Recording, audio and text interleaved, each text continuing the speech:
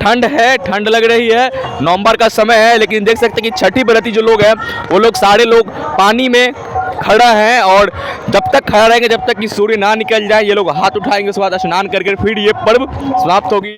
नमस्कार दोस्तों, अभी मैं हूँ बस साइड में और बस साइड में देख सकते हैं कि छठ महापर्व मनाया जा रहा है। सुबह का समय, सुबह का लगभग 6 बज रहा है और छठी व्रती देख सकते हैं कि पानी में खड़ा होकर छठ की जो है छठी मैया की यानी कि राना मैया की पूजा की जा रही है। और ये लोग पानी में बहुत देर पहले से ही खड़ा है क्योंकि इस पर्व का जो वो चीज़ है, क्योंकि ये मतलब इस पर्व की बात कर लूँ तो इस पर्व में पहले तो डूबते हुए सूरज की पूजा की जाती है, लेकिन आज 8 नवंबर है और आज उगते हुए सूरज की पूजा की जाएगी। जैसा कि आप देख सकते हैं कि सुबह का समय है, आपको धुंध भी नजर आ रहा होगा। देख ले, इस साइड सूरज उगता है, इस साइड पूरब का है, लाली आ चुकी है सूर्य की, लेकिन अभी भी सूर्य नहीं निकला है। सूर्य निकलेगा उसके बाद ही हाथ उठेगा यहाँ पर और पूजा समाप्त होगा, लेकिन अभी पूजा है ही। देख सकते हैं कि ठंड है, ठंड लग रही है, नवंबर का समय है, लेकिन देख सकते हैं कि छठी व्रती जो लोग हैं वो लोग सारे लोग पानी में खड़ा है और जब तक खड़ा रहेंगे जब तक कि सूर्य ना निकल जाए ये लोग हाथ उठाएंगे, उसके बाद स्नान करके फिर ये पर्व समाप्त होगी।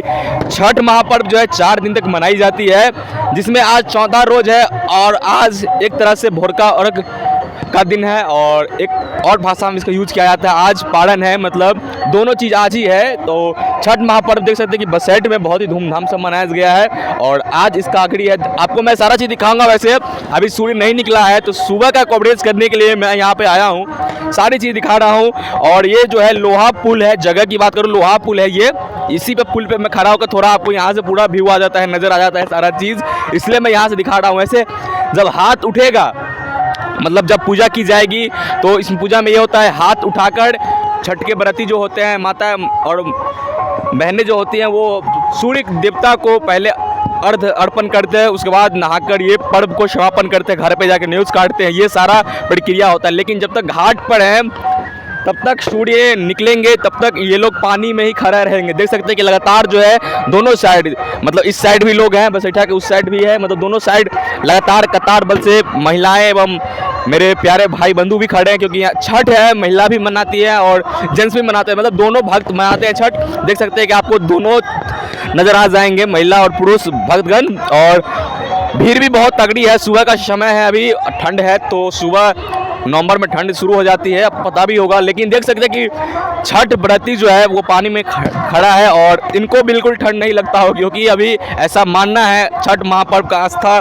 का पर्व, ऐसा मानना है कि ठंड नहीं लगती इसमें, क्योंकि कल जो है संध्या अर्घ में भी लोग पानी में ही खड़ा रहते जब तक कि सूर्य ना डूब जाए शाम के समय। और सुबह के समय में भी ये लोग 3 बजे ही घाट पे आ जाते हैं कई जगह, लेकिन ये लोग पूरी रात रहते हैं तो पानी में पूरी रात खड़ा नहीं होता, जब तक हाथ उठाकर फिर ये लोग पानी से निकल जाते हैं। वैसे यही अभी हाथ उठेगा फिर ये लोग पानी से निकल जाएंगे जब तक कि सूर्य ना निकले, क्योंकि मिथिला का ये जो कल्चर है, पूरे बिहार का जो ये कल्चर है कि हम लोग पहले डूबते हुए सूर्य की पूजा करते हैं और उसके अगले रोज यानी कि आज 8 नवंबर को फिर से उगते हुए सूर्य की पूजा की जाएगी, उसके बाद ही ये पर्व समाप्त होगा। 4 दिन तक ये पर्व चलता है, इसको पर्व नहीं महापर्व कहा जाता है। लगातार मेरे मुंह से पर्व निकल जाता होगा वो अलग बात है, लेकिन ये महापर्व है। मेरे साथ बस बने रहिएगा।